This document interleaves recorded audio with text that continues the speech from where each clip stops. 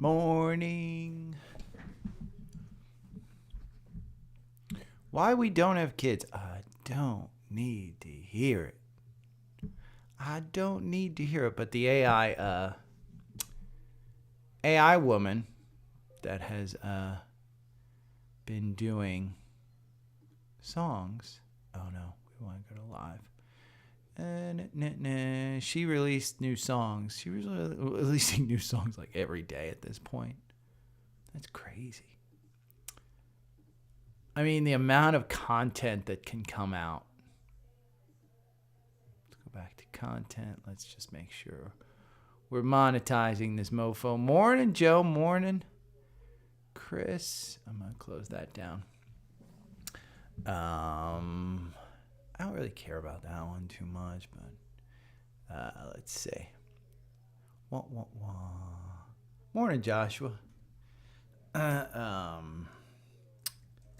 Scans. We're going to get over to TrendSpider and do some scans. I found... morning, Scott. CrowdStrike. I mean, God, it touched 200, under $300. When? Let's see. Getting myself set up here. Let's see. Okay, there we go.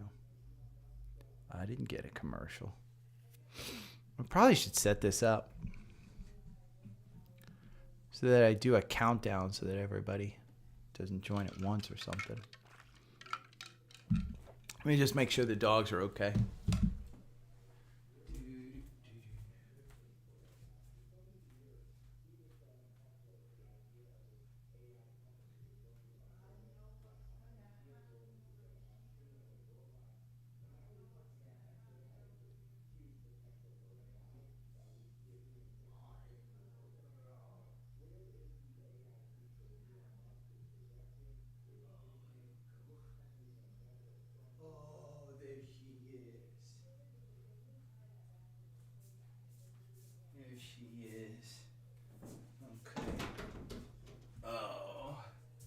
Here's what we're going to do. We're going to say hello to everybody. See? We're going to say hello. I can't see if she's on. There she is. Say hello. The tail is going nuts. It's crazy. Yes. Okay. I know. There you go. Oh. Daisy, quit sniffing her butt. Don't sniff her butt. Don't sniff her butt. Probably should have done that in the actual podcast. There's nothing. SMCI is the only one that's up like more than 1%. She was hanging out. Morning, Kevin. She was hanging out in the in the kitchen. Okay. Yes, Miss Penny is she's looking out the window now. Let's go to the scanner. Okay. Who's in the house? Okay. Morning, Daniel. FYI, I was gonna. Oh, you know what? I've probably got to log out. Let me log out and log back in. That will probably be better for this. I was going to do a live for the paid subscribers yesterday. You know what? Let's just go to TrendSpider.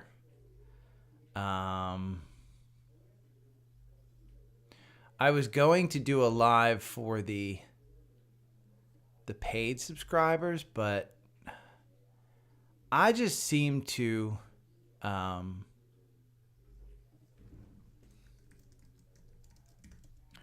TrendSpider.com. Why is this not coming up?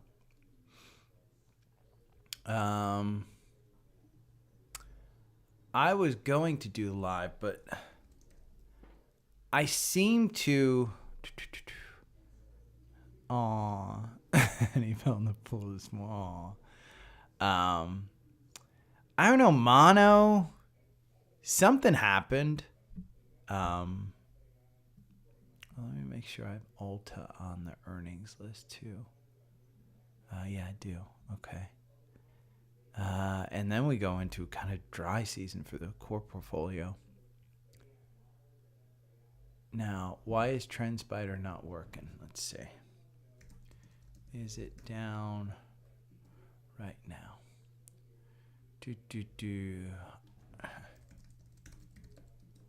Let's see. Checking TrendSpider.com is up. Okay. Let's see. There we go. Launch. Just need a little push.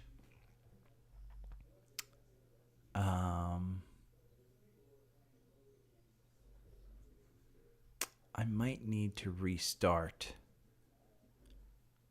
Yeah, let me restart this. Let me quit Safari. And then we're going to restart Safari. So you're going to...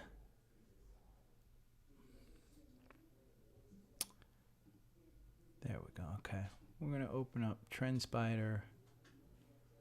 Then I got to reopen up a bunch of stuff. We're going to reopen FinViz. We're going to reopen Seeking Alpha. Oh, boy. Okay,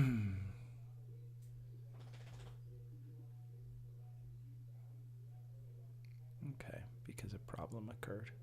It's a problem with the local machine. We're going to sign out.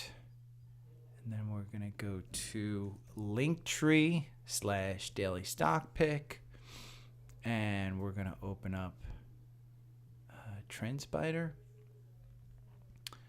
And plans and pricing. They've extended the sale. We're going to open up Seeking Alpha Premium, 20% off. We're going to open up Alpha Picks, where if you want to beat the S&P, which is a tremendous platform. We're going to open up, let's open up the Substack, because I did do some good stuff this weekend. Visible in AT&T. AT&T's been getting some good stuff with the Follow my trades on Savvy Trader.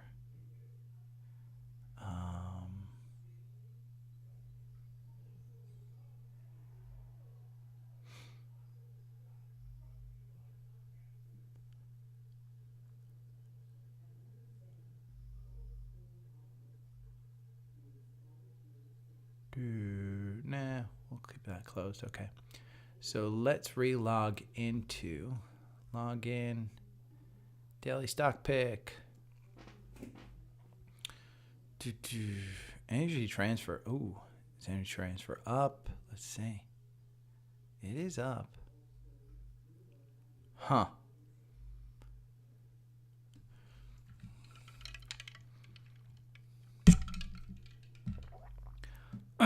Interesting.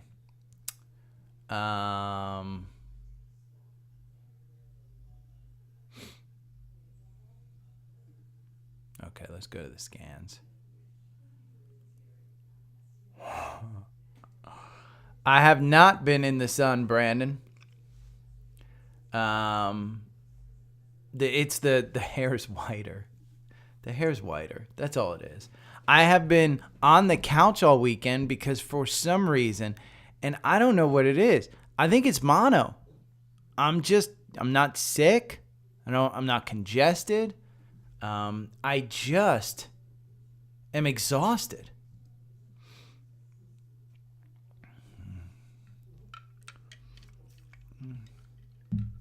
And I don't know what it is, but I'm not tan whatsoever. I might be tan. I mean, I go out for 2 hours a day and walk / run. So, Meta and FBCG. Let's go to brokerage holdings, see if there's anything else that AMD, FBL. Actually, I don't own FBL anymore. I should take that out. And Meta. Let's go to FBL because I don't own this one. I sold this one. Leveraged ETFs. I sold that one and it's traded just sideways. I mean, it's gonna, go to 26 if you want to get. It's gonna fill that gap. Bitcoin ETFs. Morning, Mike. Yeah, I'm pretty sure. My girlfriend thinks she had it, and I'm pretty sure she's the one who gave it to me. So, that's we both figured that, but it's not like I couldn't use kind of just to relax for a weekend. If you know me in person, I'm pretty high energy. And so the fact that I got mono is probably not a bad thing. I'm going to start opening these up. CrowdStrike. We've got a CrowdStrike thing. We've got DraftKings. We've got Pineapple Energy. A little crypto news for you. This was a good one. What did I put in here?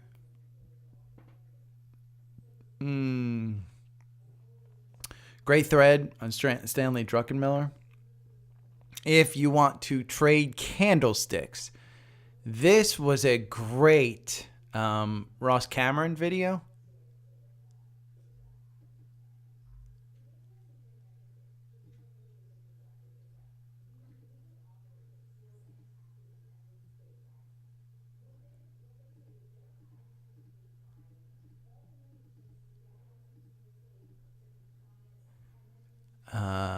That's a great Ross Cameron video. I don't know why it looks like that.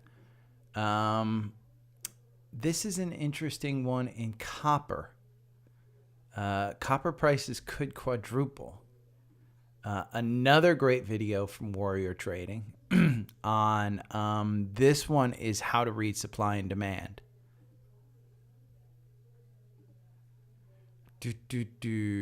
This is GMA, made no sense whatsoever. Catalyst watch this week. A big news for me is Apple's iPhone shipment are up. And then, yeah, Mike. So Ross Cameron, he's a fundamental momentum. Well, I shouldn't say fundamental. He's a momentum trader. But his fundamentals of actual trading are solid. Now, I don't think you take his video course. It is super expensive. And I think it just teaches you what he goes over live. It's kind of like, if you listen to my daily podcast and you're doing this stuff, yes, using TrendSpider helps you out tremendously. Yes, getting Seeking Alpha for yourself so you can read the articles helps you tremendously. Ross's tools help you a lot. But if you don't have the money, or that's a lot of money for you to learn, then you're probably just better off kind of learning on your own for free, watching his stuff and getting some free tools. That's my take on it. Again, I think when you get a big enough portfolio, then a lot of this stuff makes sense to actually get. But I don't think that you necessarily need all of this stuff. And the courses are just something that I've never been a huge fan of courses. So it's just a little, I don't know. I don't think he's grifting to a huge part. He actually, audits his statements. He's got tremendous. If you're gonna do that, do it. He does it as ethically as possible. Now, he was up on SEC charges for misrepresenting his gains. but we'll look past that. And I don't mean that he misrepresented his gains. His gains were actually real. He just misrepresented that you could get those types of gains by getting into his course, and you can't. Morning, Steph. Meta. Cardinal Health.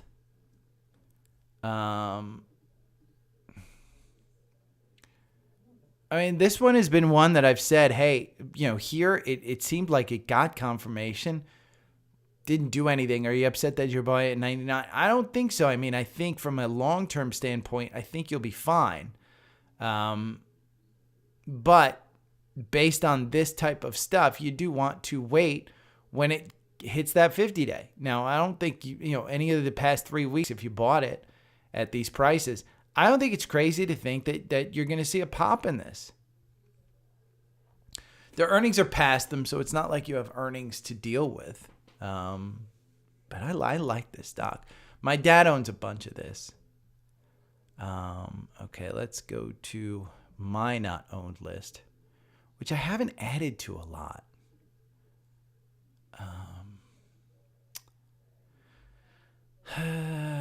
No, I don't own this one. I should probably take that out of my list, but let's go to the Dow. Dow, NASDAQ.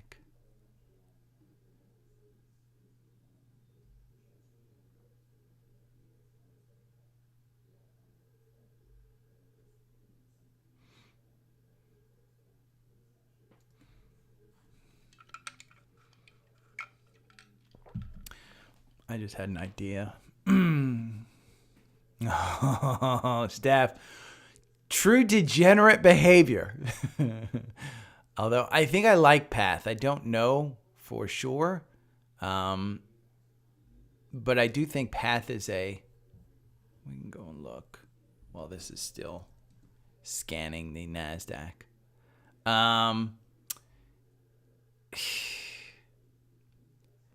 That would be let's see, is it a buy in the, I think it's a hold in the, no, it's a buy. I mean, we can see it was a hold for a while it kind of went down.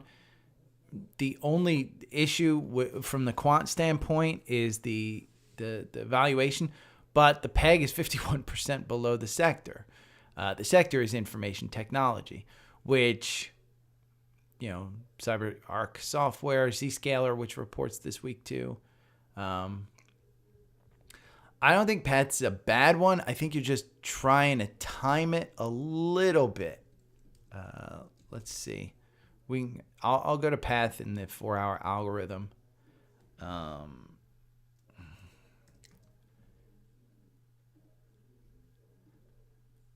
I don't 100% trust. Oh, wow. Only 2. Okay, let's go to the strategy tester. And then we'll go to the 4-hour. Now, I've said this. I don't trust this market. The 4-hour has you out with a 0.21% loss. I've said it before that this one traded in this range, and then we lost that range. And so I'm not 100% sure that I'd feel comfortable. I don't know a lot about the company, be perfectly honest with you. I just don't.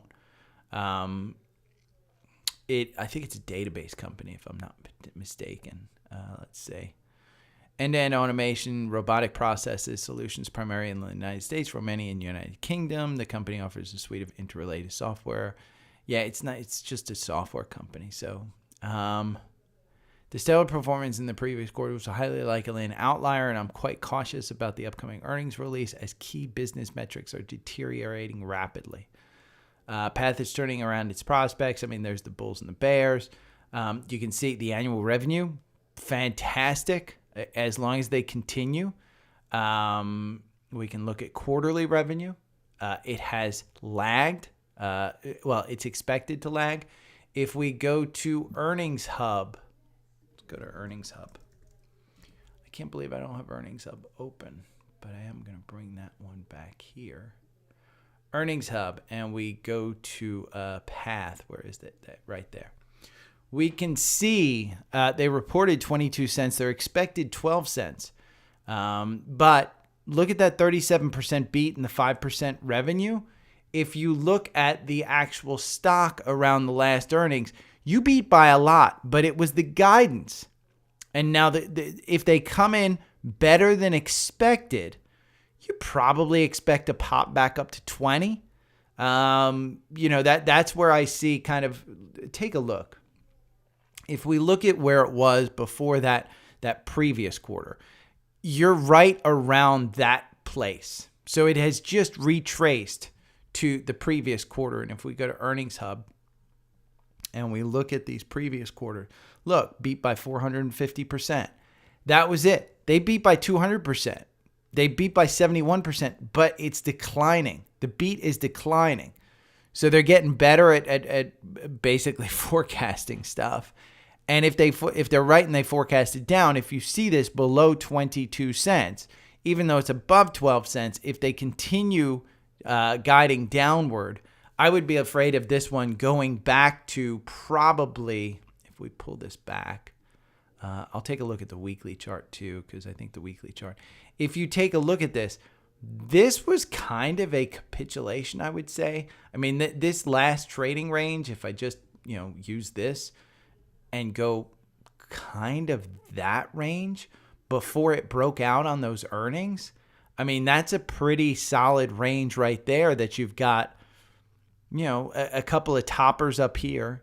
I don't think it's a bad one, but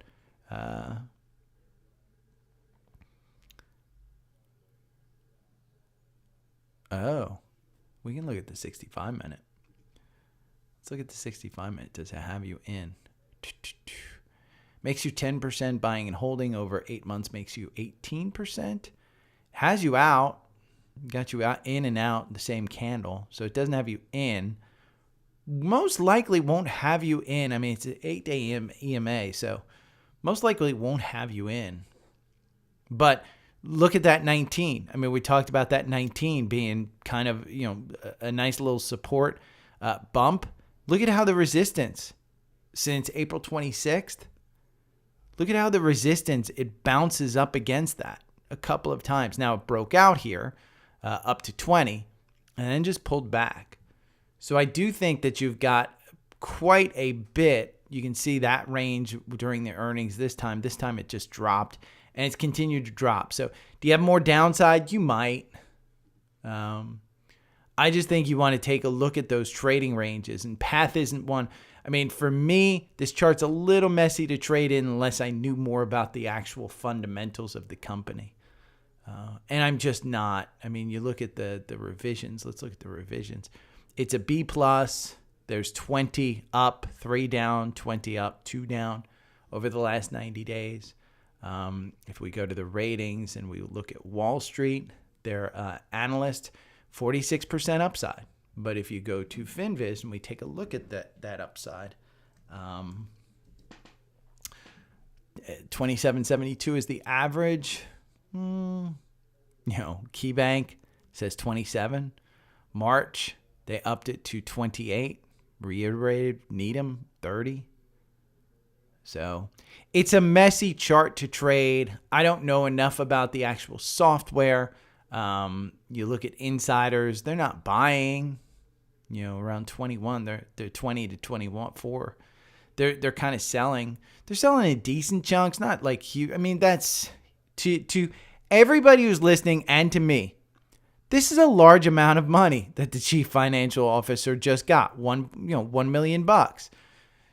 To us, to them, it's, it's a pool in the backyard. These are the dudes who, get that $1 million and then,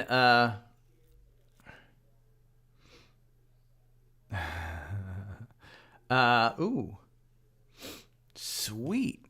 Okay, I just read your text. Yeah. So I think path is okay. I just, for me, I'd need to know more about how the chart reacts and understand a little bit better for me to say, hey, that's a great opportunity to trade. Now, one that's coming up with earnings, there's a couple, and they're core portfolio names, DELL and Costco. DELL has absolutely killed it. And if we go to the 4 hour, the 65 minutes, great on this. I mean, any chart you trade on DELL is great on this. But take a look at that since the last earnings. Now, you had this earnings up. It didn't totally fill the gap. But what's interesting is when you pull back, where it kind of, if you pull it back to, we'll pull it back to here. This is November 30th. That's when it really started to take off. It kind of used that. I mean, 111 is the VWAP. Volume weighted average price during that time frame. 104 is where it got down to. So anytime that you bought down here, you're perfectly happy now. It's at, let's see, it's up 167. It's up 4%. That's an extended MACD, extended RSI.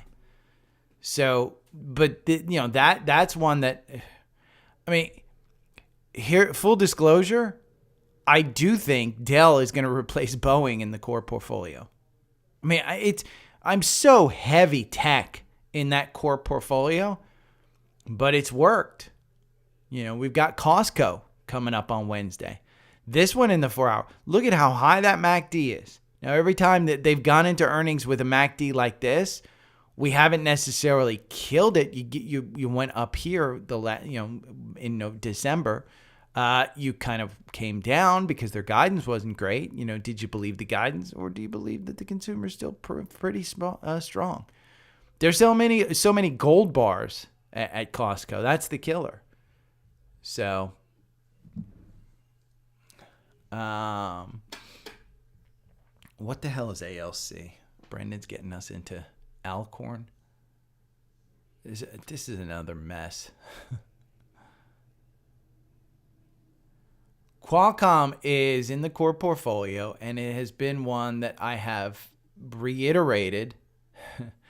I don't know if you remember Qualcomm, but if we go back to the weekly, and in 2022 specifically, during this entire downslide, I said, hey, this is still a quality stock with a quality balance sheet with quality tech. And at 140, I still think it's a good buy. You got all the way down to 100 in May of 2023. Now, were you happy? No. But you can see how clear on the weekly that support was around 100. It was just bouncing. Now, I don't have this in my portfolio. I am upset that I didn't listen to my own guidance because this is a quality name. That 193 provided you resistance. Now it's off to the races. You've got 1 full week of confirmation here. That's enough to put you in using that 193 as support rather than resistance. So it just shot right through it. You're trading on the upper end of the Bollinger Band. Would I buy this here? Hell no, I wouldn't buy this here. But, I've been wrong before. And this is just one that I think they're killing it. I mean, they go into partnership with Microsoft on AI computers. Microsoft chooses them for that. Apple can't figure out their own 5G chips, so they have to extend with Qualcomm. That's just a fantastic name. Hold on 1 second.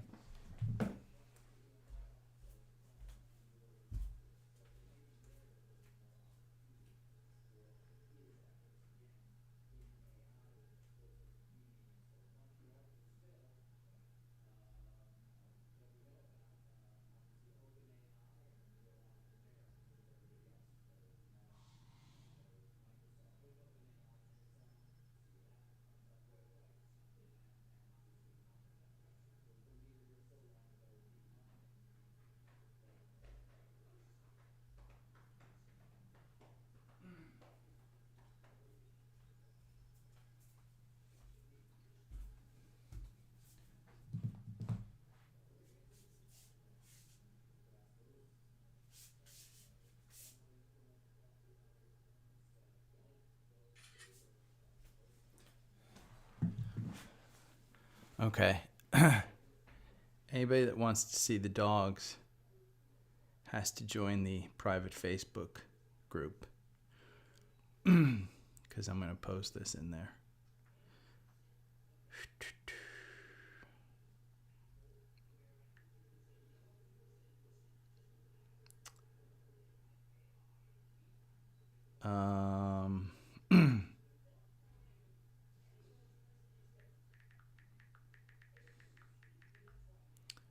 We're going to post this picture.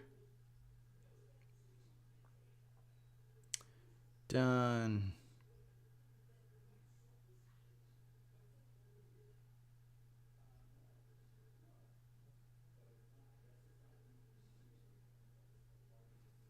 Post.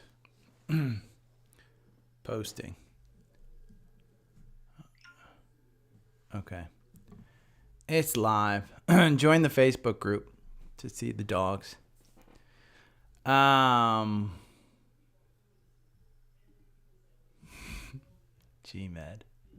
I don't even know what GMed is. That's a great thing about the stock market is you can find a random stock.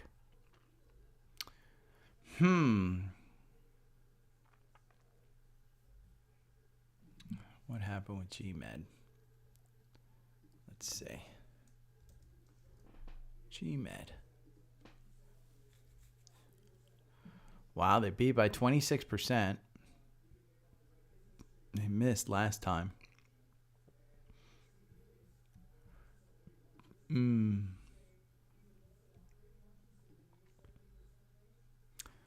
that's just back at the 200 day. So RSI is ridiculously high quickly.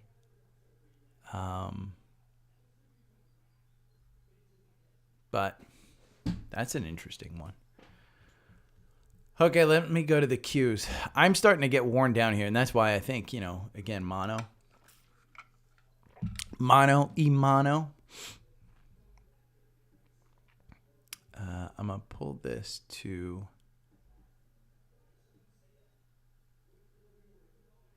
January 2nd.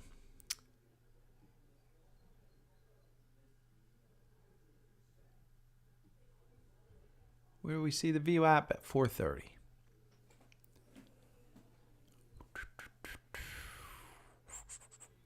Okay.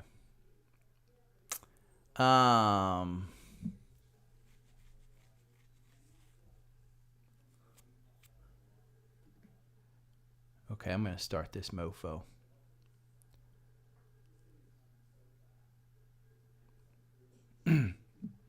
Good morning. It is Tuesday, May 28th, and it feels like a Monday, but it's a Tuesday. There's a whole rant about this between Newman and Kramer on Seinfeld. Thursday doesn't have a feel. Wednesday doesn't have a feel. But, Tuesday doesn't really have too much of a feel either, even though it's kind of a Monday. So great Seinfeld rant. Love it. It's low energy, Gary. My apologies to the paid newsletter subscribers.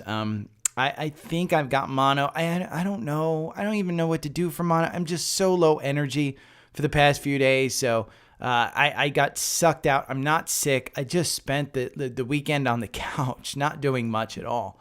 But I am going to give you, in the first 5 minutes, my entire system. So if this is your first time tuning in, here's my entire system and the tools that I use, okay? And I used it to look at Motley Fool's top 10 stock picks, what I think of them. A few weeks ago, I went over Alpha Picks. Alpha Picks portfolio, fantastic results, 122% versus the S&P up 35% at the same time. Now, what do you use these for? You use them for idea picks. You use them for to create a portfolio. So if you want this Motley Fool top 10 stock picks on the Daily Stock Pick newsletter, this is the newsletter that you want to read. The newsletter during the week, completely free. On the weekend, I give a little bit more analysis. I take a lot more time in writing these things. There's a lot more thought involved. And so what I do is I give people value. Over the past 2-3 weeks, you've gotten 15 picks between Alpha Picks and Motley Fool. These are subscription based. So, paying for my newsletter, you get the benefit of both subscriptions. But here is how I use the tools that I have to look at these things. You use TrendSpider. I mean, here's TrendSpider. This has my 4-hour algorithm. This has the 65-minute algorithm. I even give you a 5-minute algorithm that has an A+ entry. You just have to sit there and watch the charts for the exit. The exit, I've had a little bit issue actually finding a solid technical way to exit that beats buy and hold for any short-term period. But the 5-minute, absolute A+ entry setup. And that was a paid newsletter where I created that and it got it. So TrendSpider, if you want TrendSpider, go over here to the link tree. Click on this top link. And they're having a special. It's going on for another day. They've extended it one more day. And it's $48 a month. You get 6 months for free. $582 for the year. It's an enormous, enormous savings. $48 a month. Now, the Enhance is $54 a month. So I would get this one over this one. Look at the price difference. It's marginal. This one is far better. You get 75 alerts, 30 trading box, 10 workspaces instead of 1 workspace, 10 trading box, 25 alerts. This is just a far more enhanced version. So this middle one, far better for you to get. But TrendSpider, it has my 4-hour algorithm. Okay. So the first thing that I typically do when I find a new stock is I go here and I look at this, technical. Okay. Do I want to trade this one right now? Well, let's look at the Qs for instance. Well, here's the Qs. We said old resistance turns into old support turns into old resistance turns into new support. This was the previous all-time high, which you can see it bounced up a couple of times back here in April, and then we shot down, and then it just powered right through. This is your new support. So 450 is your new support. And you can see we didn't quite come down to it. We tried, but we didn't quite come down to it. That was the day, the afternoon, May 23rd, where it was a horrible, horrible day. That was Thursday. Friday, we're fine. Pre-market, we're up 0.23. Your MACD, super high. And again, this is a 4-hour chart. Super high. Your RSI, super high. At some point, we should be turning back, and the buyers should not show up. The sellers should show up. So that's your first step. Again, in 5 minutes, I'm going to teach you my entire system. Second step is Seeking Alpha. And this is the 20% off your premium membership. You get 20% off. How? You go to the link tree, and it's your second link. 20% off. So for about $500-600 a year, you're getting both the main systems. And if you go over here to Seeking Alpha and we put in QQQ, say you're interested in QQQ, even though you see that, hey, it's an ETF. I don't know if I want a tech ETF, but it's outperformed every other index for the last 20, 30 years, whatever it is. But I want to see what it's really about. Well, you have the quant here, and here's the ETF grades. Momentum, it's got an A+. Expenses, it's a B+. A little bit more expensive than some. Dividends, B+. Risk, it's a C. Liquidity, A+. This is one that's not going anywhere. Well, let's see what the holdings are. You can go over here to the analysis, and you can go to the seasonality, even see the seasonality of this one. And you can look at the month. Well, May, it's a 70% win rate over the last 10 years. June, 60%. July, this is a 100% win, and we played it last year for a nice, I think, 14 or 15% gain. We bought TQQQ at the beginning of the month, which is a triple levered ETF, and we sold it at the end of the month for a great, great win. It's 100%. So do you want to buy Qs in May? Well, maybe, because your win rate in June and July is so good. And then sell it in August, because September sucks. September absolutely freaking sucks. But do you want to buy it? Yeah, maybe you do. So, you look at that. And then you can see what the bulls and the bears are saying. You can see what Seeking Alpha analysts say all about it. You can see the fund details, holdings breakdown. It's technology, 50%. You're diversified in this one. Again, it's heavy technology, but you're diversified. Look at the top 10 holdings. Microsoft, Apple, NVIDIA, Amazon, these are all killing it. Dividend, 0.53% annual payout, $2.42. So for every share you get paid $2. Look at the dividend growth history. And that, if this were a stock and this was the earnings, you'd be killing it. So again, this is how you use the system. You go to Seeking or TrendSpider, and then you go here. Say you don't like QQQ and you want to find something else. Well, let's go to the peers, because Seeking Alpha teaches you this too. You have IWM, which is the Russell 2000. You have IVV, which is the S&P. You have an Ultra Pro Short. I don't know why they're putting the Ultra Pros in here. You don't want those. But QQQ, IWM, DJIA, whatever, you can find any of these indexes in Seeking Alpha and look at that. If you want to do charting in Seeking Alpha, you can do that too. Let's just select a symbol. Let's do IWM, DIA, I think is what it is. Yeah, Industrial Trust. That's the Dow Jones. And let's do SPY.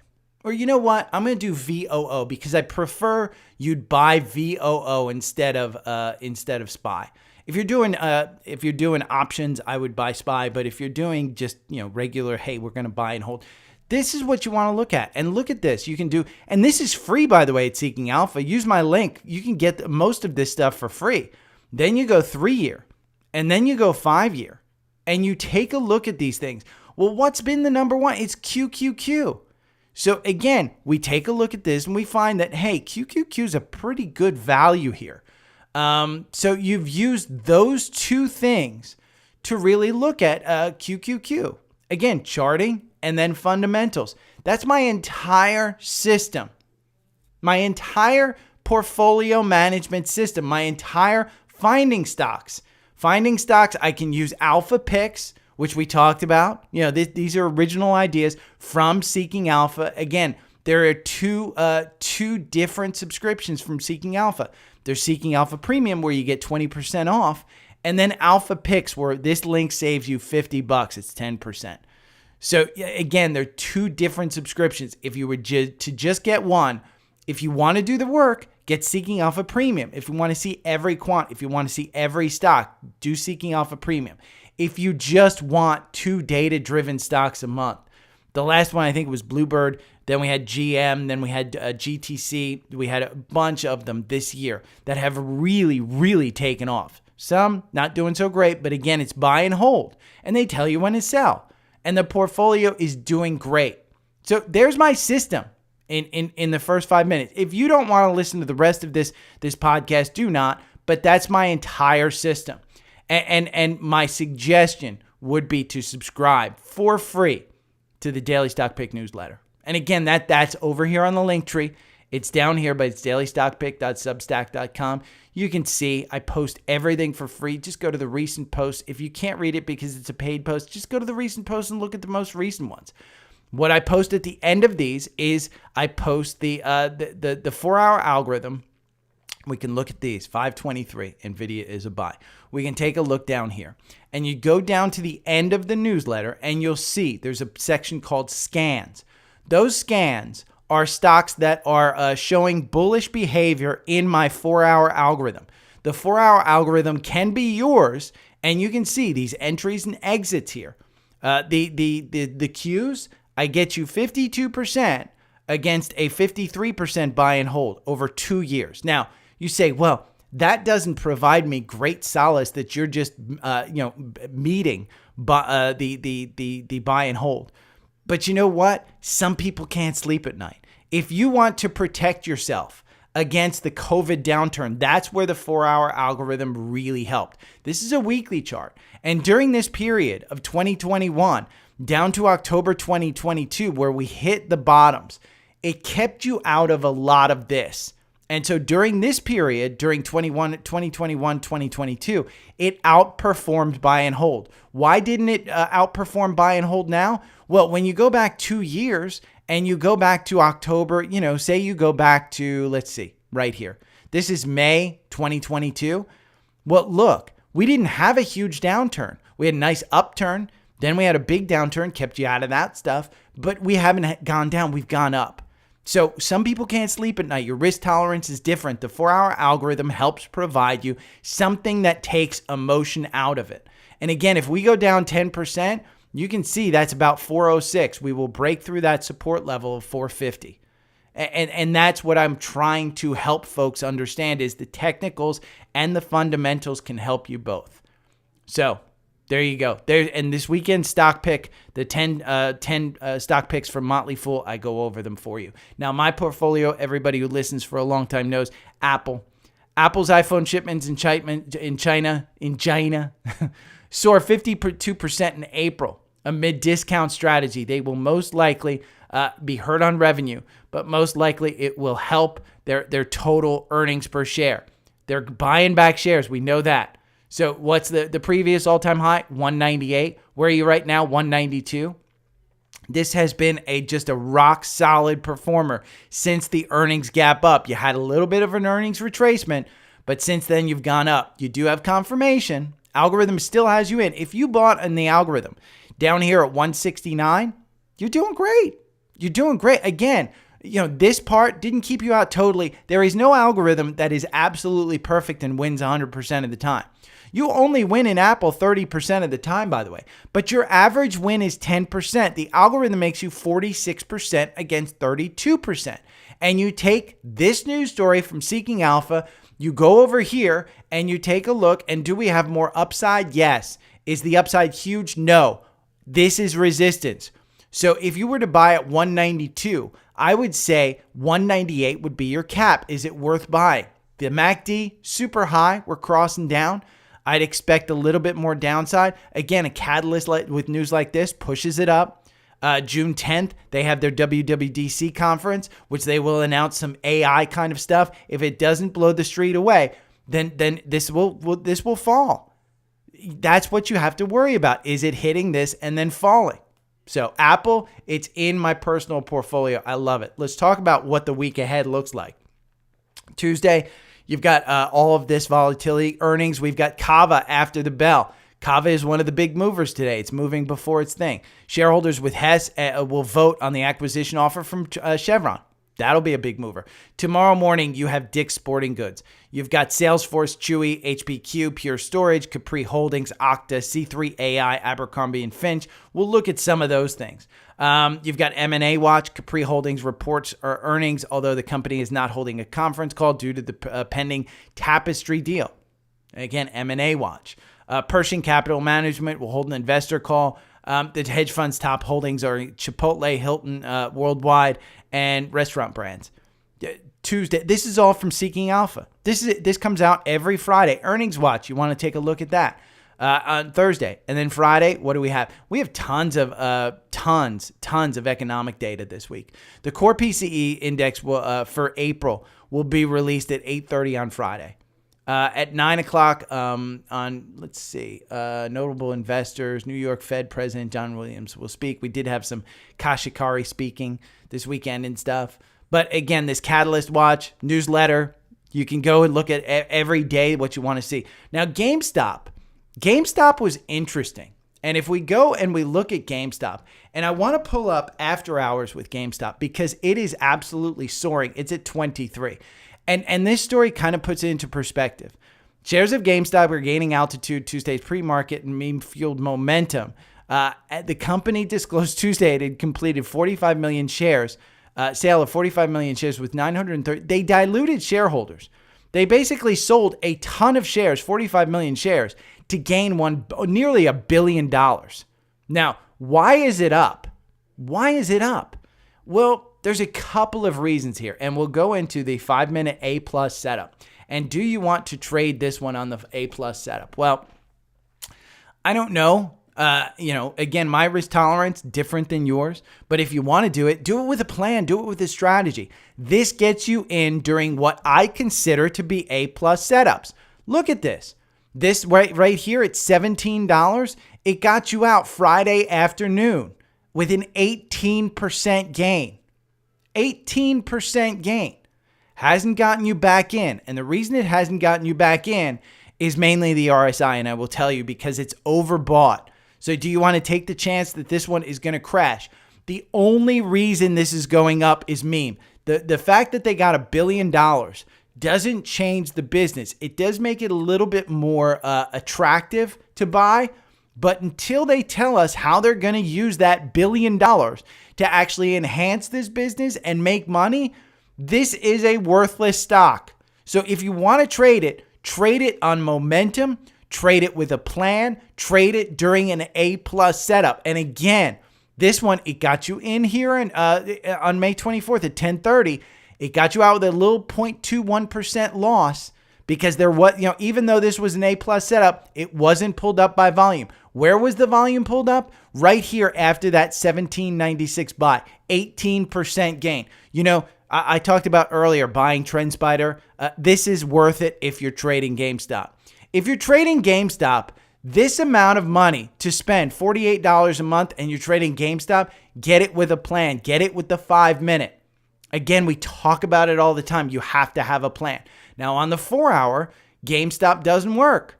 It got you out with a nice 104% gain here, but this is just luck. This is just all meme. Would you have gotten in here at 14 back in January? No. Would you have gotten back in here at 14 in February? No. And look, you're absolutely losing money. Do I suggest it? Absolutely not. But if you want to do it, trade it with a plan.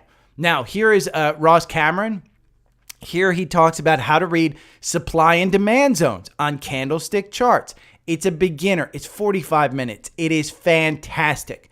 This will be linked in the newsletter. This is a great video from a master. If you don't know, Ross Cameron took $100,000 to $10,000 to about $10 million.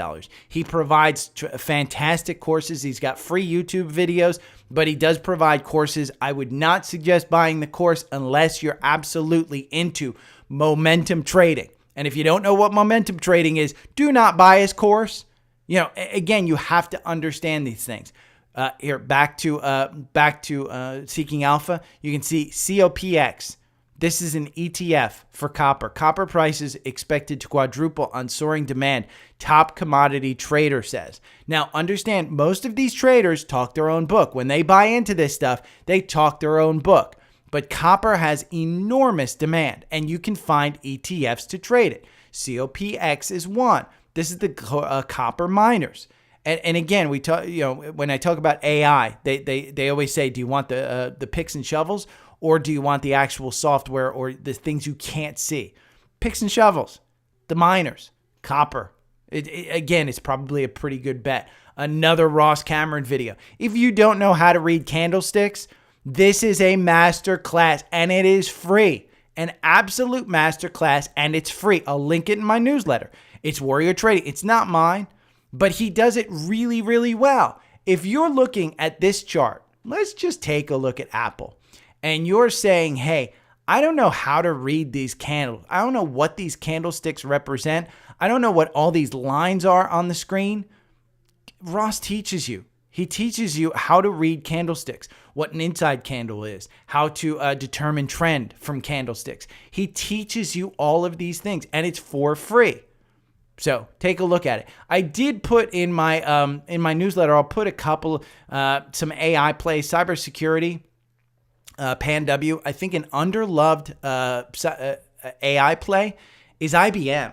Now, I'm not buying this one. This one doesn't fit my investment thesis. And my investment thesis is typically growth.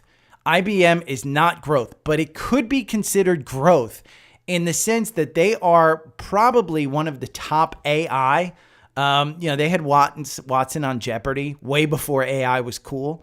They have made a couple of big acquisitions in the AI space. Now, do I trust this one right now? I would say do not buy this name. This is the name right now that you can see on their earnings. They dipped down. It started to cover this gap. It's got weakness. Again, if you don't know what these candlesticks mean, go and watch Ross's video. You've got a death cross here. If you don't understand what I'm saying about some of this stuff, then you want to go over to my to the Daily Stock Pick newsletter, and you want to take a look at this education center right here. And I put in everything that I say about button hooks, about death cross, Bollinger Bands, MACD, algorithm, everything is in there. But what do I see here in IBM? It is an underloved play. And when we take a look at the weekly, this is what I want to point out. We've seen this one pop all the way up to 196. It has pulled back. and the MACD is kind of coming down. When it reaches the oscillator, I think that might indicate a buy. Right now, you're looking at 3 weeks of pretty good upward movement. Your 50-day still moving up. Your Bollinger Bands are cinching up. They're contracting a little bit. That typically means, and when you go back here and you look at the Bollinger Bands, when they contract a little bit, what does that mean? That means you're going to move in a direction. Where's that direction? Don't know. Have no idea. But you can take a look at these candlesticks and understand the direction. So that's an underloved one. Chips, NVIDIA, and AMD, I think those are significant. There's a couple of power names that you want to look at, POWL, CS, and VRT. I'll put those in the newsletter. But again, candlestick charts, great. This is a fantastic thread. This is a thread on the interview with Stanley Druckenmiller on CNBC, and he went over a couple of things. He went over why he's invested in Argentina, why he's not invested in China. This is just a great summary, and it's 6 slides. It's 6 freaking slides. So go to find it on my newsletter or find it on my Twitter, and you can see it. Now, a little crypto news. Bitfarm jumps after rejecting a $2.30 share offer from Riot Platforms. Bitfarms, these are all miners. So my particular miner that I do like and I still hold, and I hold at a much higher price, and I haven't gotten back in, but I probably will get back in. And the reason is because I do think we're in between this trading range right here. And if you look at a weekly and we look at this trading range, we're at the bottom of this range. Well, that bottom of that range goes all the way up to 83. Now, I do think that the range is probably 30 on this one, but we've seen nice movement of this. The RSI in no man's land at 54, MACD starting to cross up. Maybe this week is one that moves. When you get news like this stuff starts to move, and you can see Riot's up 4%, Bitfarm's up 3%, and Bitfarm Canada is up 3%.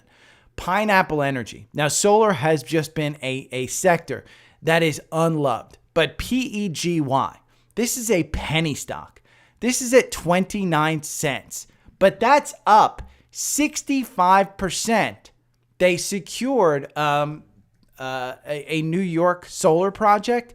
This is crazy. Now, this is not one that I would personally get into, but when you take a look at this 4-hour, it's got you in at 14 cents.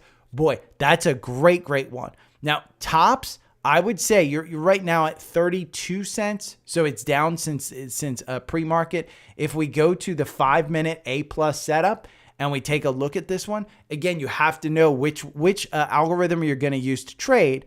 This one makes you 57% over 5 days. Now that's with this exit. With these exits, it makes you over 5 days, you made 57%. Buying and holding this one made you 26%. Now, you're in at 22 cents. You're up at 32. Do you want to sell? I would probably be looking at this one to sell. Reason is MACD super high, RSI up here. I want to sell into strength. Do I think that this one's going back to 60 cents? Maybe. It could be. I mean, if you look at a weekly of this one, look at this. You've got a gap all the way up to 44 cents on the weekly. So the valuation isn't there, but I bring this up in that, hey, just determine which strategy you want to use, whether it's the 4-hour, whether it's the 5-minute. TrendSpider, I give you all of those options. One that I personally own that I think is interesting is an online betting operators jolted by tax legislation in Illinois. This is a proposal for taxes on sports betting. They proposed a 35% increase. Now, DraftKings is my preferred. Hey, let's just go in and play this lottery kind of stuff. Should have gotten out. I didn't get out. I think I'm in at like 26. So I'm still holding down here at 30 was the old resistance. Old resistance turns into new support. Do I think it probably get down to 30? I don't know. But that is an overreaction in a stock that was already falling. Overreaction. Again, that 50-day probably bounces off here. I don't think this is a bad play. Let's go to, over here to Seeking Alpha. And we'll take a look at DraftKings here. It's a buy in the quant. Valuation, D+. Again, it's expensive. Profitability, they're not doing great. It costs them a lot. Momentum, though, A. Revisions, B. When we take a look at the revisions, 13 over the last 3 months, 90 days. 13 analysts have taken them up 4 down. 28 have taken them up on revenue. Nobody's going down. So everybody thinks the revenue's going up. It's just the earnings per share. This is kind of interesting. I mean, again, if you want to buy something that maybe has come down a lot, 52-week range, we go up to $49.57. You're at $50. This on a positive earnings, this could easily go to $60. Now, your earnings already passed. You don't have a catalyst. So all it's got is bad news. What do you have coming up as far as sports go? You have the NBA Finals. You have the Stanley Cup. You got golf. People are betting on golf. I saw this weekend ESPN. When ESPN was covering the Players Championship last week when Scottie Scheffler got arrested, there were bets on who would win, who would make the fairway. ESPN bet was huge all over. So if you don't think DraftKings is in that game, I think you're wrong. Again, I think that one's a good one to bet on just based on any reaction in the market is an overreaction. Now, CrowdStrike gains. Morgan Stanley sees it topping $100 billion valuation. This is kind of interesting. Fodderwala, who has an overweight rating on CrowdStrike, boosted his price target to $422 from $372 ahead of next week's earnings. We go over here to a 4-hour algorithm and we look at CrowdStrike. Now, I do own CrowdStrike. I think I bought it as it dipped under 300 because I wanted to get more exposure to this name. I am in Palo Alto Networks heavy, and I am happy with Palo Alto Networks. I think they recorded a great quarter. This one, a little bit extended. Again, 422 is what the guy said was the price target. If we go over here and we look at the Wall Street analysts, we can see that the consensus price target for CrowdStrike is $398, 13% upside. You're at $351 right now. Now, there's 50 analysts that cover it. 33 say strong buy, 13 say hold, 13 say buy, and 4 say hold. You can see in the quant, it's always just been a buy. Right now, it's a hold. It's an F on valuation. That's the only F. So I don't think that this one's a bad one to get. Do I want to buy it at 347? Algorithm got you in at 300. Your average win here is 13.39%. So let's see where 13% is from 300. It's up here. You're already up, 16%? Would I buy it here? No. MACD's high. Algorithm's above it. You've got this trading range that you're in where you're at the top of it. In my mind, I just don't think that the valuation presents itself well enough to buy it. Wait, you might come down. You might come, the 50 days bouncing off. You might go up because this one has just been a rocket ship up. Ever since January 2023, where you were trading at 97, you're almost at 400. That's a crazy, crazy move. MACD crossing up again. If you want this one, get it. I just think it's a little bit stretched. Let's go to Earnings Hub because this week we can go and look at Earnings Hub. I'm going to get rid of the GMED thing. We're going to take a look at this week. Today we have Kava. Kava was moving in pre-market. I don't know what it's doing right now. It's up, I guess, 1%. Estimated 4 cents per share. What they released last time? Last time previously reported was 2 cents per share. So they're growing, and they are growing. $177 million in revenue compared to the expectation of 245. This is fast casual dining. I'm not a big fan of it. If you want to play it, I think it provides some pretty good movement. Dick's Sporting Good tomorrow. We can talk about this one. Reported $3.85 last time. Expected $3. It's tomorrow morning. 2.93 estimate. They brought their stuff down. We can take a look at DKS. This one provides pretty good movement on the stock chart. A lot of volatility. For a retail name, you can usually do pretty well on the surprises. Now, since its last earnings, we talk about earnings gaps. What did it do? It retreated the entire way back. You were trading, the gap goes down to 190. You're trading at 192. If you think they're going to beat on the reduced revenues, look, the MACD is setting up. Doesn't look bad. But again, you have to understand Dick's model. You have to understand more about it. So let's go over here to Seeking Alpha and let's look at some of the fundamentals on Dick's. It's a strong buy in the quant. It's got a valuation D+. It's ranked number 1. So, after doubling, a downgrade for Dick's Sporting Goods is prudent. That's on Friday. So they're some of the Seeking Alpha analysts, the most recent ones, they're saying hold, sell, hold. Now on Thursday, March 14th, that's March 14th. That's way back. That's too long ago. Much too long ago to take a look at that. Things have changed since March 14th. If you go back here and we look at March 14th, where was it trading? On March 14th, it was trading at $216. So you look at April 15th, and they're saying sell. April 15th, you can read that sell rating. April 15th, they're trading at about 196, where you are today.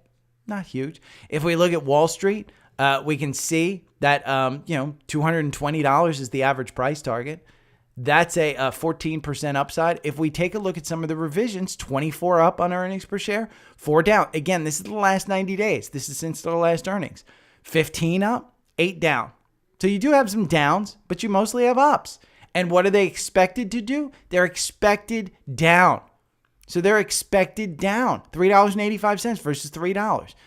2.93 estimate on revenue. 3.88 on their last one. So take a look at that one. That one's an interesting one. Advanced Auto Parts is also interesting. They missed huge last time. And we could take a look at this stock, Advanced Auto Parts. You go over here to Seek. Oh, I don't want Apple. I want AAP. You have to put in the right symbol if you're going to look at the stock chart. But here you go. Now, this back testing, this strategy, loses you 25%, but you lose 63% if you buy and hold. This is a pandemic issue. Again, during the pandemic, this one during when we were getting back on the roads and stuff, people were just fixing up their car, and then boom, it just shot down. Now you're under your 200-day, your 50-day starting to move a little bit solid, but it still doesn't have confirmation. Do you want to invest in this one? If we go and we look at Earnings Hub and we look, 71 cents estimate. They reported a 59-cent loss. This could be an interesting one if they beat. The problem is you've got an increase in revenue. 2.47. They're expecting 3.43. I would expect it to get hurt. You've got Chewy, which I actually like, but the business model, a little bit expensive. They beat it by 550%. It's just, again, it's a kind of a broken business. ANF. ANF is an alpha pick from a while ago. ANF has killed it. They're expected $1.60, brought down. Now, if we take a look at the chart of ANF, you're off your all-time highs. I don't think it's continued its growth. Well, it has. I mean, God, this is just, the algorithm makes you 312%. Again, you make 573 over 2 years, 573%. You win 52% of the time. That's great. Your average win, 23%. This protects you against the downside. It has you in here at 114. Your average win, 23%. Let's take a look at ANF. If we're up 23%, we're up 31%. We don't want to invest in this one. MACD super high. RSI is at 75, but they have lowered expectations. Now, if we look at ANF here in Seeking Alpha, and we take a look at this, we can take a look. It's still a strong buy in the quant. So at some point in time, if you love if you're over cologned and wearing a gold chain and you've got rips in your jeans and you're 52 years old and your gut, you're putting a roof over that shed downstairs. Yeah. I would invest in Abercrombie & Fitch. I don't wear it. I was cleaning out my closet. I guess I found some in my closet that I don't wear. But, I'm 53 going on 54. My ass ain't wearing Abercrombie & Fitch. I'm the jumpsuit jersey type. I am Mr. Tony Soprano. But that's reporting. Earnings estimates, there are two that, we have CRM, HPQ, Okta, Path. You can take a look at all of these and take a look. Best Buy is a good one. They move quite a bit. Canopy Growth, which is the marijuana stuff. But the two that I want to focus on tomorrow specifically, you've got Marvel, you've got Zscaler, you've got Sentinel, you've got Ulta. I've got a lot. The two that I want to focus on first is Costco. Costco reported $3.71 last time. Their estimate this time is $3.70. They reported $58 billion in revenue. Their expected $58 billion in revenue. Now, this stock has gone nuts. So if we go over to Costco here on the chart, this is one I was pounding the table at $730. I bought a large amount at $730. Was I happy when I bought at $730, even though I saw it moving up here in April? And when it went down to $700, no, I bought more. So I've added during that down period. Did I add during this up period? No. Am I upset I didn't add during this up period? Yes. Yes, you're at all-time highs. The MACD, super extended. Algorithm makes you 51% on this over 2 years. Now, what's the average win? Your average win is 8.5%. This is up 12%. I've said it before. I want to sell this one as it weakens. It hasn't weakened. That's the problem. You don't want to get out of this when it's on a super run. Would I have gotten out of here at 769? Yes. Had it gone and lost its confirmation? Absolutely. Your Bollinger Bands are cinching up. They're contracting. They're moving in, and they're reporting on Thursday. So I don't know what it's going to do. I'll keep my eye on it. I don't think we're coming back down to this 720, but you can be rest assured that 730 is your support level here. It could come down that much. That is not a crazy move for a stock like this that has run. If we look at the weekly, this is just an extended run. So I completely don't expect it to come down. I'd like to get, I think I bought this in my my retirement account, so I'm okay getting rid of it. It's not a bad one. Now, the other one that I want to look on in the earnings hub specific. Oh, and we can go to Seeking Alpha and we can look at Costco. And Costco in the quant, I think it's a hold. And it's the valuation.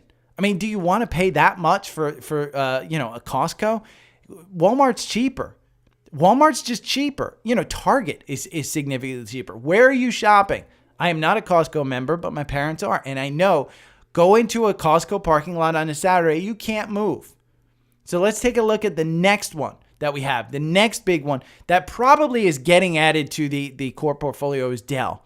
And DELL is on par with SMCI when it comes to installing all of this NVIDIA gear that they are selling. We saw NVIDIA stuff last week, how much they're actually selling.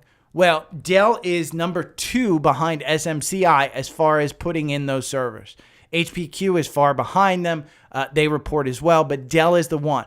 This is at $163. This one has run up so much. I bought here at 110, 112, somewhere in this neighborhood. I bought during this downtime. I thought it was going to cover this entire gap down here to 95. It didn't.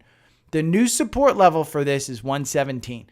But I don't know that you're getting back to 117. You can see here where the MACD started coming down, we saw that nice pullback, and then you started to see it shoot up. We saw a nice little pullback here, and then we started to see it shoot up. It has shot up. The algorithm makes you 230% over 2 years. Buying and holding, 267%. I would argue this is a buy and hold stock. This is like SMCI. But when we take a look at that 112 or 121, and we look, the average win is 11%. Where are you now? You're up 40%. 40%. So in my mind, I want to trim this. I really do. But we're in an AI market. And I'm reluctant to do that. So I will wait for the earnings. Am I adding more? No, but I'm waiting for the earnings. But I think DELL and Costco are the 2 interesting ones. There's a couple of others. You've got, like I said, Zscaler, Ulta, Sentinel. Ulta has just been hit hard. Consumer is not as strong as they were. We saw that with ELF even going into the short squeeze and stuff. But yeah, I just think it's crazy. Tomorrow you should look at a stock I've been looking at. This is D-Man from YouTube. We're onto the social request. Take a look at a stock I've been looking into. Wolf. Morgan Stanley said sector to look at was consumer, December financial and materials. I like Wolf. I started to notice unusual volume in the past on top of it. This is Petco, and they do have like an insurance and a vet business, and they have been bouncing up. Do I like the business? No.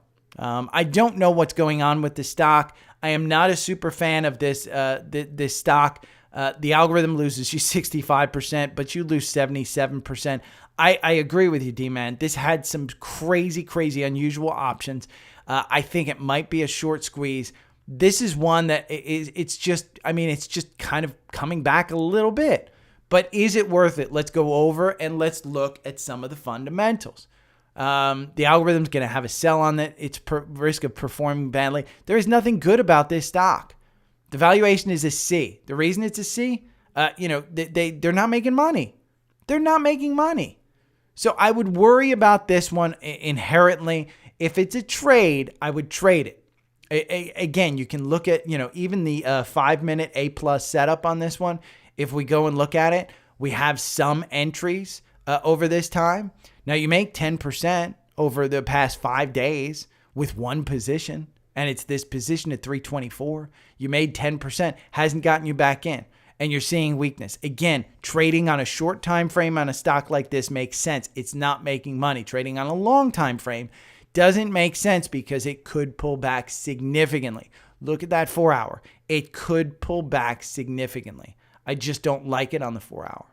So there's that one. Damone Barteau, on Tuesday, could you look at Shopify? Shopify, in my mind, super disappointing. And I don't exactly know what's going on, although it is expensive. This is an expensive stock, but they are A+ in my book. Again, I think you come back up to fill this gap to 75, and then you fill this gap up here to 89. Right now, 80 is your resistance point. I do think that at some point in time, I don't know that it's going to be, in the next month, your RSI super low, your MACD getting ready to cross up. You could have an entry here. You see this entry right here. It has you in at 55. Let's see. This is, we're not in the 4-hour. We're going to go to the 4-hour right here. The 4-hour has you in. It has you out. Here it is, 58.79. You're at 56. It just hasn't. So when you're trading this one on the 4-hour, and I use this 9-day EMA right here as support. As resistance and support and confirmation. You haven't traded over this. So even though that 58.79 got you in, you haven't traded over it. It doesn't have confirmation. I would be looking to buy this at 60. At that 58.79, I would wait for a couple of candles.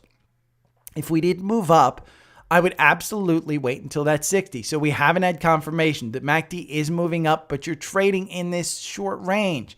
The Bollinger Band's cinched up, getting ready to move, but we're on the downside of the 9-day. That would tell me we may have more downside. This is super, super disappointing for me. I do own a large position in this. It's not one of my largest in my portfolio, but I do hold a large position. And you can see the quant has it as a hold. And if we go over to the valuation and we look at this, the PEG, which is, Steve Kress's favorite thing, this factors in price per share and growth. It's at 1.31. It's 34% against the sector. But I argue momentum is where you want to look. And this has no momentum whatsoever. You can't get in front of a moving train and expect it to actually change. So what we want to do is we want to look at the weekly, and we can clearly see that 200-day is providing resistance. And so until you get above that 200-day, I think you can buy this, but that 200-day is going to be key. So your trading range right here, if you buy it at 56 today, you're going to wait for it to go up to 80. You could wait for it to go up to 68 because that's your 50-day and then sell it. Maybe that's going to provide some resistance. See this blue line right here? It hasn't provided a ton of resistance in the past. It provided a little bit of support here where you saw it bounce up back up to the 200-day. Your 50-day starting to move a little negative. So do you want to add this now? I would say no. Earnings are behind us. Little bit iffy. But Damone, I would be a little bit concerned, but I do have belief. We have a good product, a good company with good management, decent earnings. We can go over to Earnings Hub and we can look at Shopify. Let's look it up. We're just going to look for Shopify because I want to show you the earnings were killer. I mean, they beat by 17%. They beat by 17%. They beat revenue by 1%. And you can see it's huge. They're expected to just not grow. That's the problem. The expectation is 20 cents. When we go over here to Shopify and we look at the revisions, and that's where, again, 15 up, 22 down. 22 up on revenue, 19 down.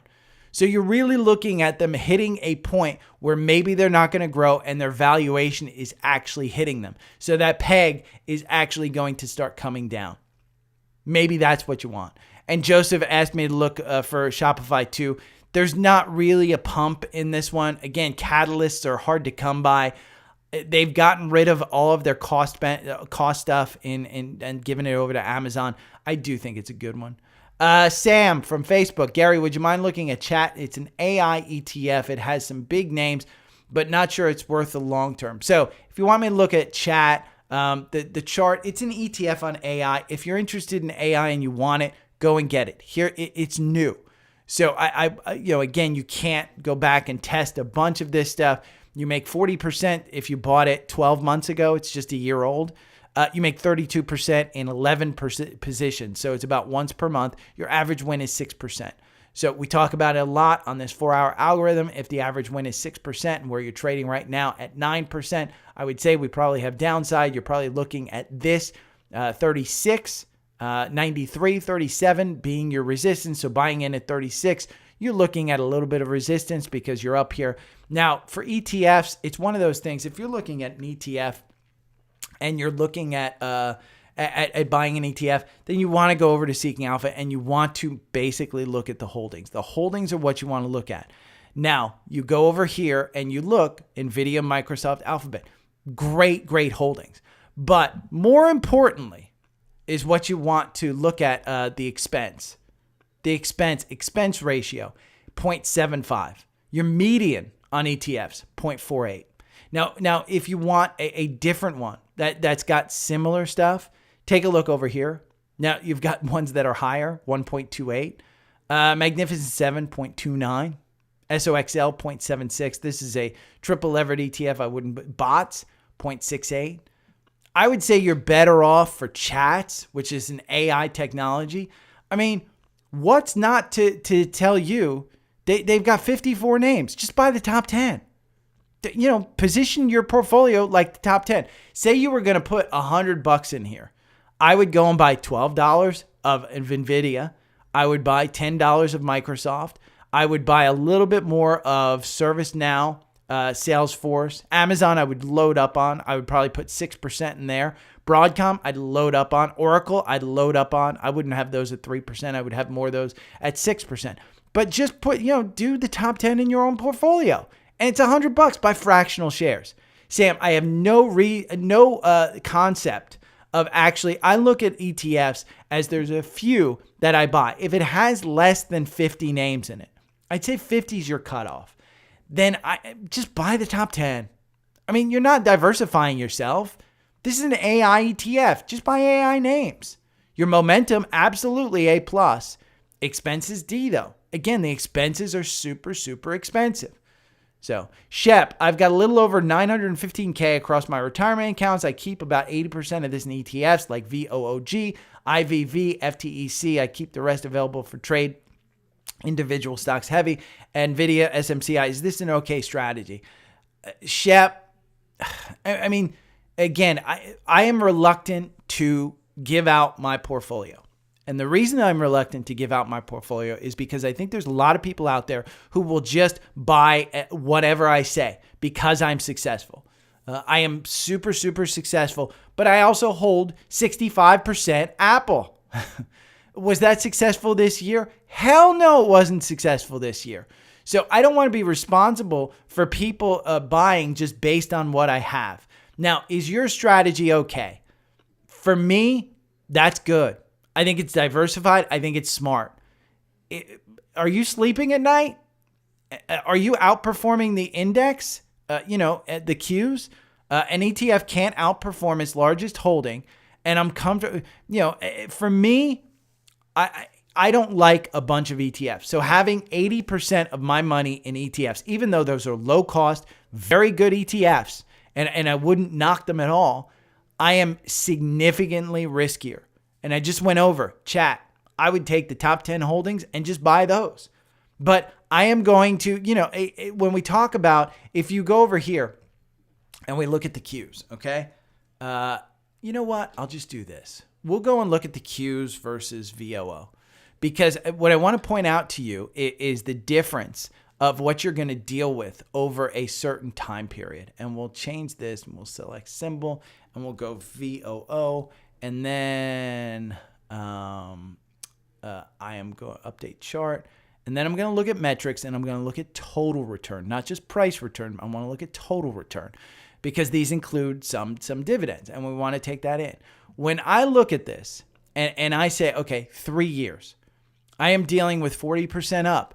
But, look at that space. Now, if you can't deal with a 20% downturn because you were down 20% in 2022, you were down 20%. VOO was only down 6%. So I think it determines, if you take a look and we add in something like, NVIDIA. Let's just add in NVIDIA. Take out your VOOG and put it into NVIDIA. It's a totally different strategy. Oh, this is screwing up. Let me refresh real quick. Is this going to do? Yeah, there we go. Let's look at NVIDIA. And if we go 3 years, if you look at this, NVIDIA was down 23%, 26%. But look at the growth. Again, you can paint this with whatever you want brush, and you can take a look at the winners. But in my mind, if we get rid of NVIDIA and we look at that, if you're comfortable and you're sleeping at night and you like your portfolio, if you're not comfortable, then change your portfolio. But I don't think it's one person's, my Fidelity guy, Stuart, he told me, get out of Bitcoin, get out of GBTC, put something in my head. And I got out of GBTC. It's because his risk profile is different than mine. And I'm smart enough to know I probably shouldn't have got out. I probably should have done it. But again, you've got to talk about, what's comfortable. What's comfortable for me is not going to be comfortable for you. I don't think that's a bad strategy, but your performance, are you happy with it? If not, then change it. But I'm not going to, I'm not a professional. I'm not a money manager. I'm a guy who's just giving you tips on what I'm doing and what I'm seeing in the market and how my portfolio is performing. And I'm doing pretty freaking well. And you want to know how well I'm doing? If you want to know, then go to Savvy Trader.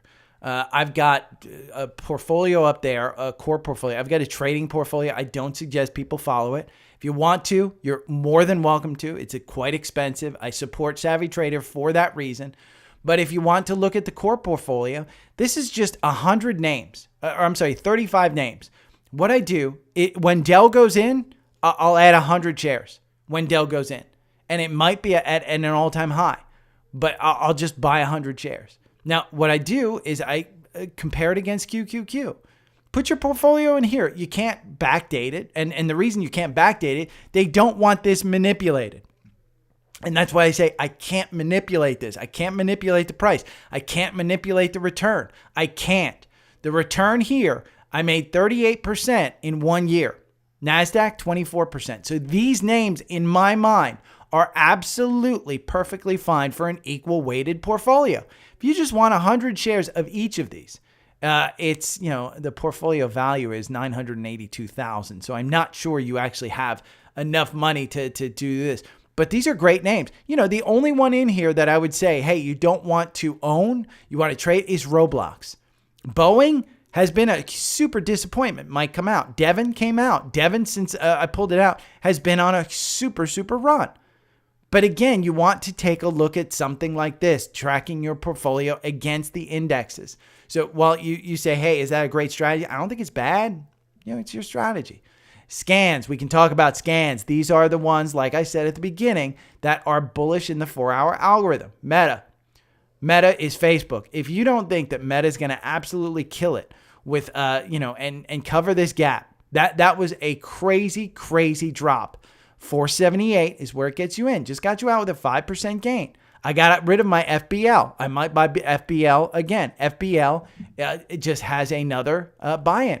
And why? Because Facebook has a buy-in. This is a 2 times daily levered ETF.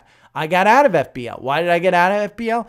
Because I was traveling for Mother's Day and I said, you know what? I don't want it. Got you out with a nice 7% gain. I'll probably get back in here at $24.08. We have confirmation. It's above that. We have a gap above it. But again, you want to make sure. FBCG, which is one of the ETFs that I suggest. This is Fidelity Blue Chip Growth. This is a killer ETF. Now, it's got some expense with it.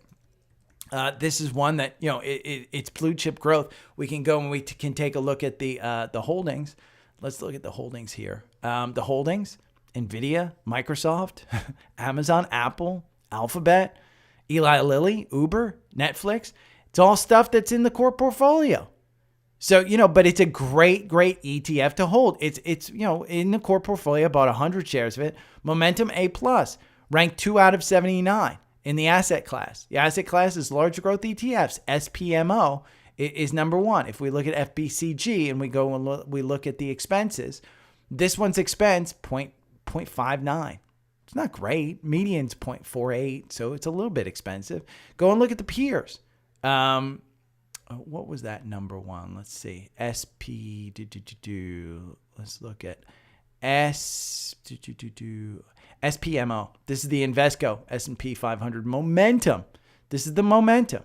And we look at the holdings. You got NVIDIA, Apple, Microsoft, Meta, Amazon. This is momentum. So this is going to change. It's 102 holdings. So if you want, momentum, and we go and we'll look at the expenses, this one's a 0.13. It's even cheaper, but it's a momentum, different strategy. But again, this is how you can find it. Leveraged ETFs, AMDS. Now, this is an interesting one because this is the short of one-time short AMD.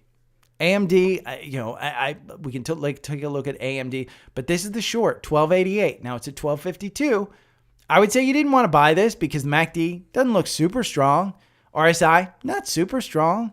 This is only out 9 months. Algorithm loses you 38%. But if you bet against AMD, you're down 50%. 50%. And we can look at AMD stock. This looks strong. Again, the RSI in no man's land. It's at, let's see, almost overbought, 62.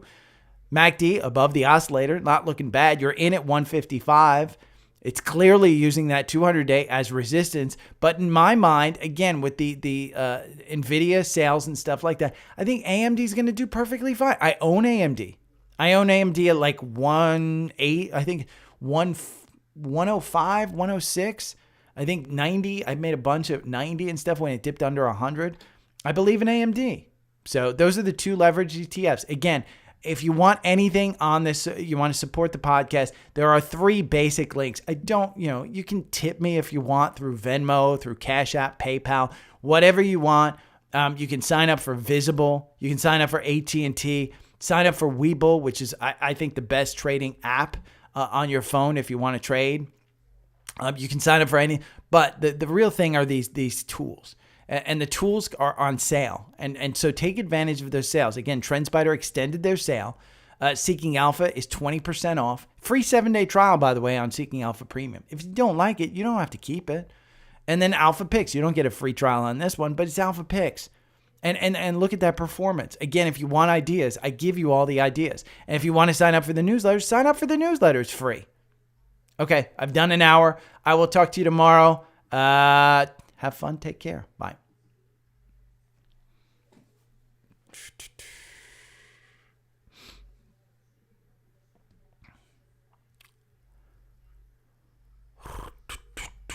Oh, I'm exhausted.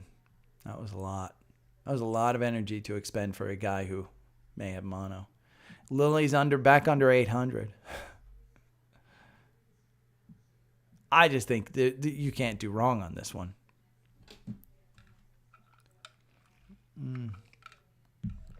Okay, let me go grab my laptop.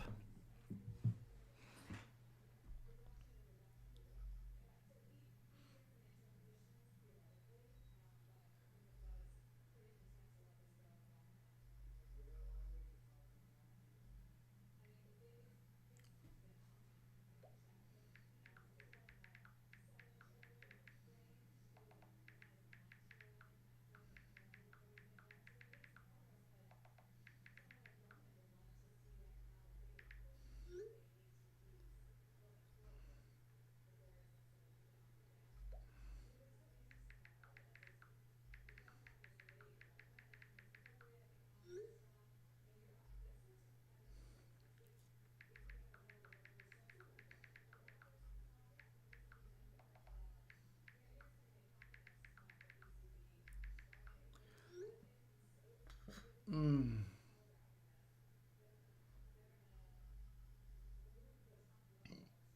let me check the.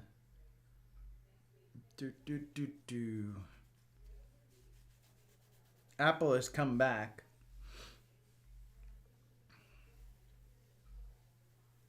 Well, I'm not doing bad. I just gained back what I lost the other day. I'm up 0.61. Index is up 0.38. Let me grab my laptop.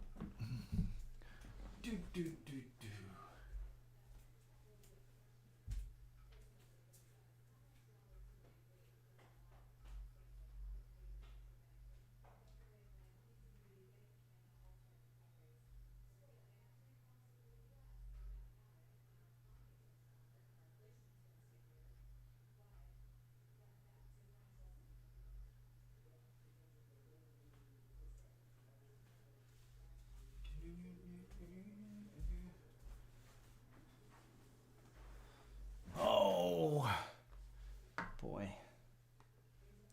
I is worn out.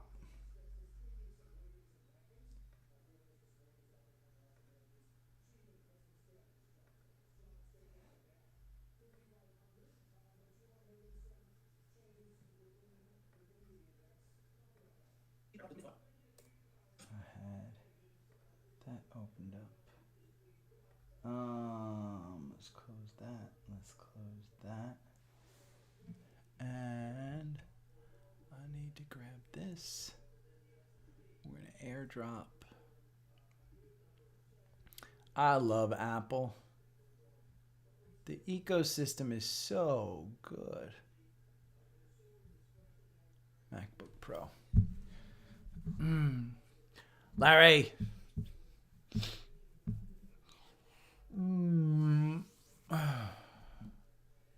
You know, it's funny because we can do this market scanner and I can look at A+ setups. We can scan the watch list.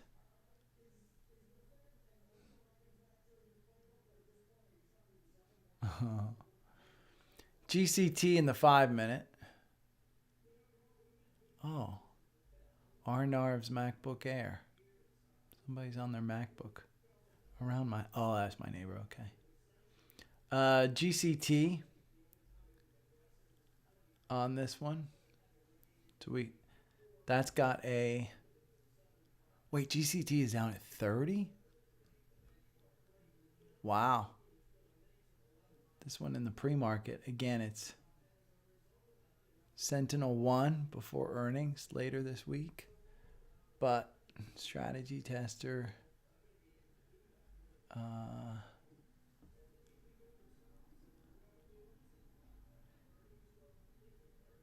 31. So it's got you in, hasn't gotten you out yet. But God, GCT. Another one that's just super disappointing. It's super disappointing, but you can see we clearly have support. Probably around 25 to break. If you get down there, your next support is probably around 17. This previous high. So, let's see. GCT.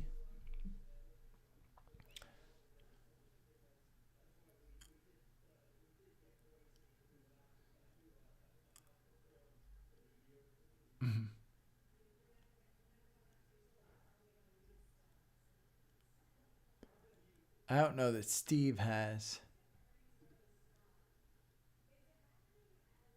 No.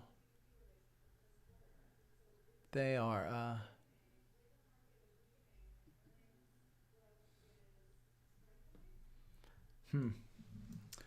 Okay. I am out of here. I got to go work on this. Move to trash. Yeah. I mean, I'm not getting that specific around, but $25 is clearly support. Yeah. I mean, I think if you look, this right here, the previous highs at 1860, I'm looking to get into a trade in between there before I say, hey, $25 is your absolute low. But right now, it just does not look good. I mean, that 9 days moving negative, the 50 days still moving positive. But those Bollinger Bands are cinched up. And the problem is, unless we get over that 9, more than likely, your Bollinger Bands are coming down to the bottom. I wouldn't expect them to go up. I would expect them to go down.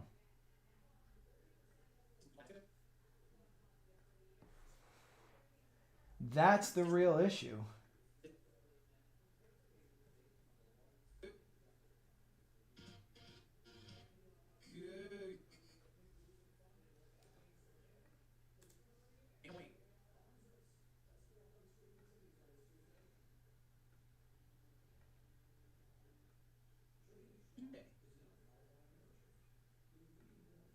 Oh, no. I gotta put in this. This.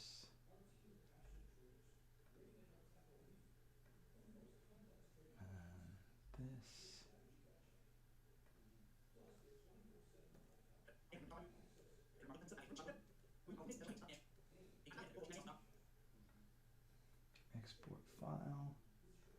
Next. 528 pod. Okay. Okay, I'm out of here. You guys have a great day. Thanks, Laurel.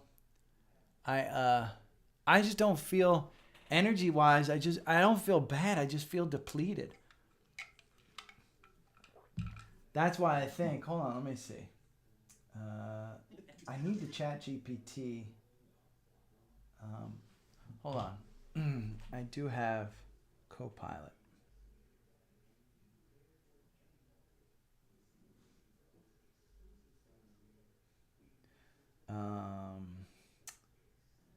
Copilot. I'm going to use ChatGPT 4. What are the symptoms and cure for mono?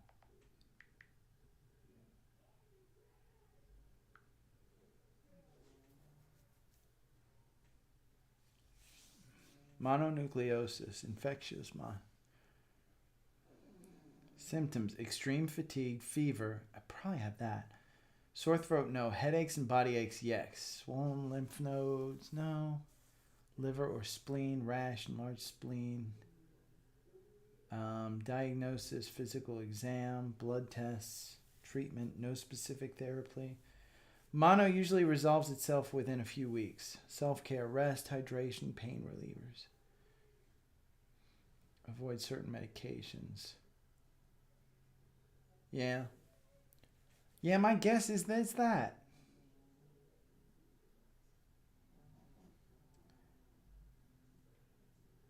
Boy, it's got this ugly picture of swollen lymph nodes. I don't think I have swollen lymph nodes, though. Headaches and body aches, yeah. I don't have sore throat. Although, now that I found out the sore throat's a symptom, my ass is going to have a sore throat. You know that's going to fucking happen. Douche. That's me, I'm a douche. Okay. Okay, you guys, I'm out of here. Victor, Zscaler, Dell, I agree with you. Listen, if earnings give you an opportunity to get into Dell, you get into Dell. Zscaler, let's go to the 4-hour here.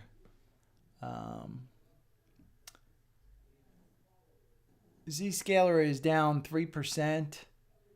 I mean, I haven't been a Zscaler fan. I'm more CrowdStrike.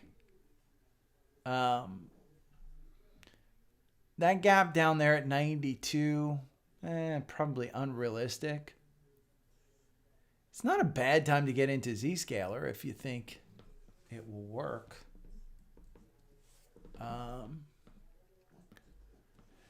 Zscaler. Buying the quant. Momentum's what's killing it. Momentum is hurt. I mean, you look at that. Profitability, A+. I mean, they 77% gross margin. 77% gross margin.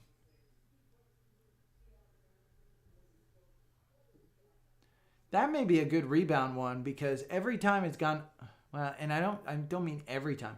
You can see it used the 200-day, and then once it broke through, it didn't. Now, if we scroll in on the weekly, your 50-day has not crossed the 200-day. And for the last, 4 weeks, last month, it's used that 200-day at 185 as its resistance, and it just got rejected off that. So your 9-day, your 21-day are moving negative. Your Bollinger Bands are expanding, but not in a good way because you're on the underside of that. So I don't know that Zscaler is a great one to buy right now for short term, like 6 months. But if you're looking long term, this one looks like a great opportunity to get back. Again, if you think that it's, oh, I gotta go. Dog is crying. Go out. Okay. Do you want to go? What? Nobody's out here. Do you have to go out? Okay. Let's go.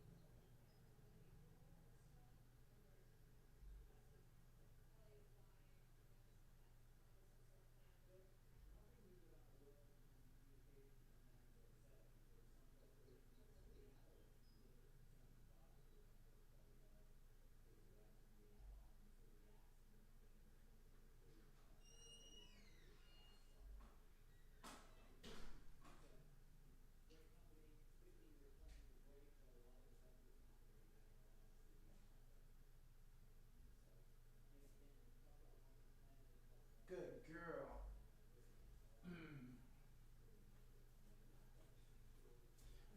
Okay. Sorry, dog had to go out. Okay, I'm out. See you guys.